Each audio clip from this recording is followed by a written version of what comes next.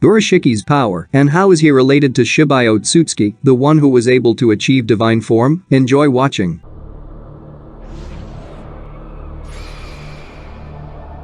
In the recent chapter of the Boruto manga, we were shown a new Otsutsuki, who through eating chakra fruits, was able to become a god. However, the authors only mentioned him to us, and did not say anything about his partner. But we, in Ishiki's dimension, saw tablets that had Otsutsuki symbols on them. Were Shibai and Urashiki there? Thanks to the new Otsutsuki, we realized that any of the representatives of this clan is capable of becoming a god, and that if one of them becomes the first, the second can also achieve such strength. Also, we know that Otsutsuki always go in pairs.